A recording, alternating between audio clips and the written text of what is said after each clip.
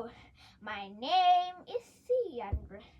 Today we were reading a folk literature episode, but the origin of the Tinawan. Are you ready? Okay, so let's go with it. Ready? Go! The origin of the Tinawan. Long time ago, in a faraway village, there lived two brothers named Balitok and Kabigat.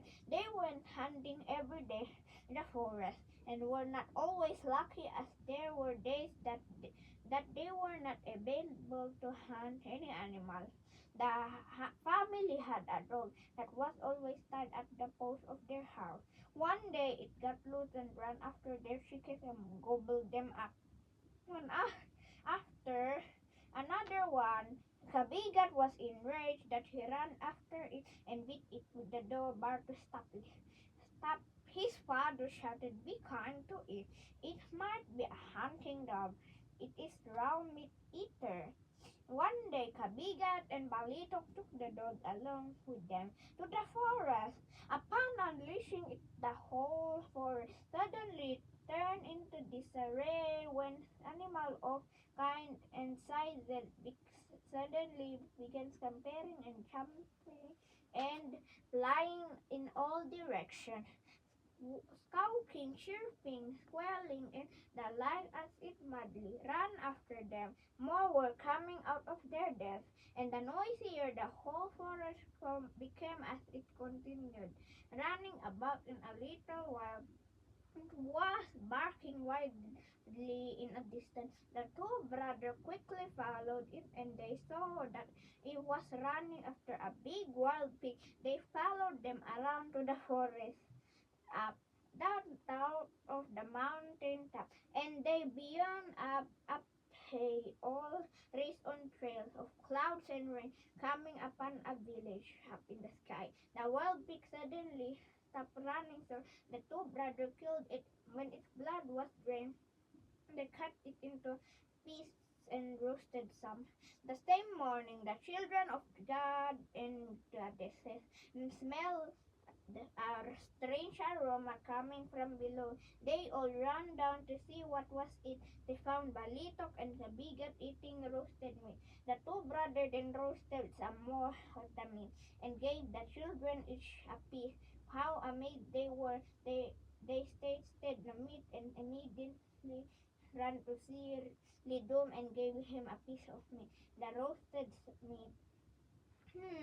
It tastes so good. It is different from the ramen that we eat every day.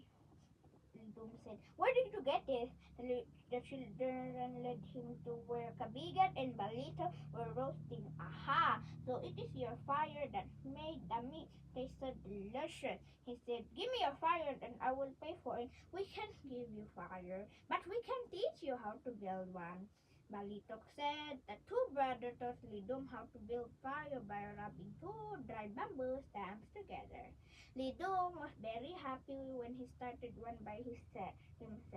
He went home and built fire on the floor of his house. When the fire started eating the floor on all sides, he was fainted, so he called for help.